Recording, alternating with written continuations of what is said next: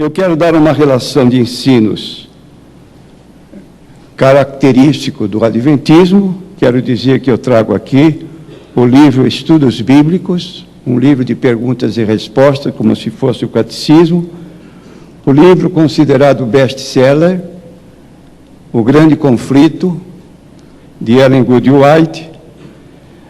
Nós temos aqui O Desejado de Todas as Nações, e temos aqui esse pequeno livreto de bolso chamado Estudando Juntos, Manual de Referência Bíblica.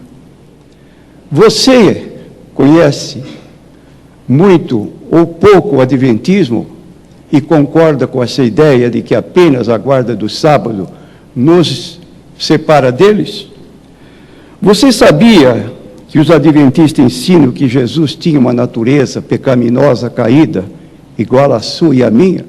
Dizem que Jesus e Miguel, ou ensinam que Jesus e Miguel é a mesma pessoa. Ainda ensina que Jesus não concluiu a obra da redenção quando ascendeu aos céus, depois de passar 40 dias aqui na terra. Mas ele subiu ao céu para concluí-la. Isto significa, se a obra de Cristo foi apenas iniciada na cruz e não concluída, ela está para ser concluída algum tempo na frente. Consequentemente, o adventista ensina que hoje uma pessoa pode ter pecados perdoados, mas não pode ter pecados cancelados. Quando sabemos que pecados perdoados e cancelados têm o mesmo sentido. Ora, se o adventista não tem pecados cancelados e apenas perdoados, e que essa confirmação desses pecados poderão ser cancelados futuramente, quando encerrar o juízo investigativo, qual a consequência de uma pessoa que morre hoje? Ele vai dormir na sepultura, é o chamado sono da alma. Quando então Jesus terminar a sua obra redentora, efetiva, o que ele vai fazer com os pecados daqueles que o receberam? Ele vai transferir esses pecados para o diabo, que é o causador do pecado. Então, nossos pecados, ao oposto do que diz no livro de Isaías 53, que ele tomou sobre si nossos pecados, reiteradamente, no versículo 4 até o 12, na verdade, o Salvador não é Jesus, mas o diabo vai carregar o nosso pecado representando o bode emissário. Então, são ensinos que caracterizam os adventistas em seus livros, só que, quando você vai conversar com um deles, ele não aborda. Eu já fiz desafio para líderes adventistas.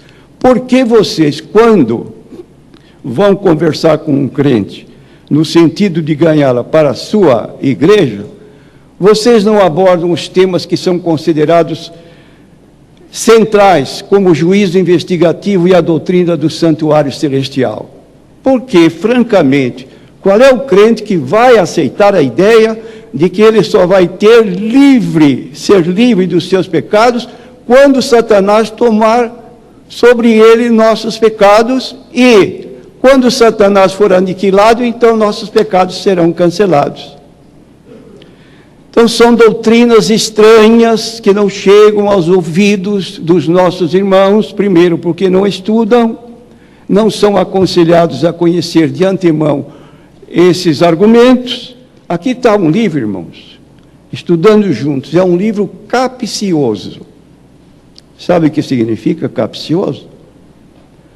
É um livro que orienta os adventistas, de modo geral, a como se aproximarem dos crentes evangélicos com uma maneirice, com gentileza, com educação, não abordarem pontos controvertidos, ganhar a simpatia desta pessoa, oferecer um estudo semanal, e quando esta pessoa estiver mais ou menos, como se diz, domesticada, aí ele vai entrar com as doutrinas características do seu movimento. como diz aqui na página 124 desse livro. Ao se aproximar de seus amigos batistas, aborde aqueles pontos que temos em comum. Não entre imediatamente numa discussão acerca do sábado. Fale de Jesus. Que Jesus? É o seu Jesus? Ou é o arcanjo Miguel? Você canta louvores a Miguel ou canta Jesus?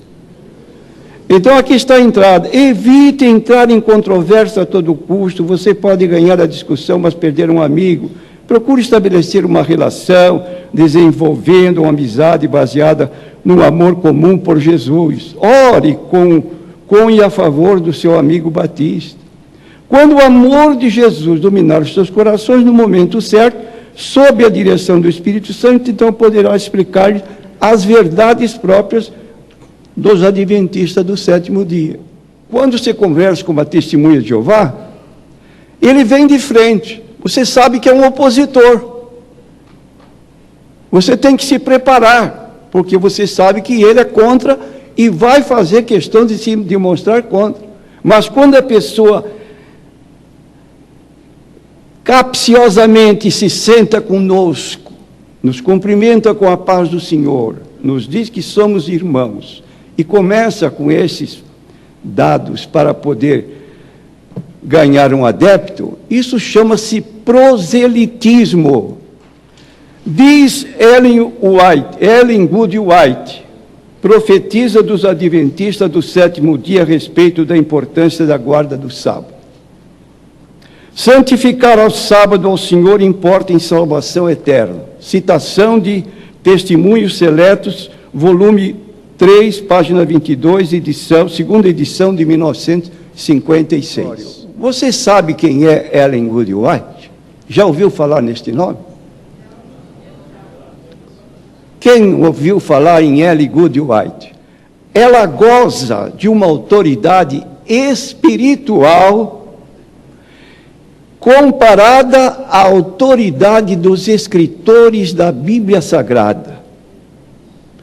Se você pega este livro, O Grande Conflito e a Bíblia Sagrada, e se aqui tivesse dois pratos de balança, esses dois livros pesariam igual, porque Ellen White teve a mesma inspiração dos escritores bíblicos. O que dizem os próprios líderes no livro A Sacudidura e os 144 mil. Ao passo que, apesar de nós desprezarmos o pensamento dos pioneiros, nós aceitamos como regra de fé a revelação. É a Bíblia. Velho e Novo Testamento e o espírito de profecia.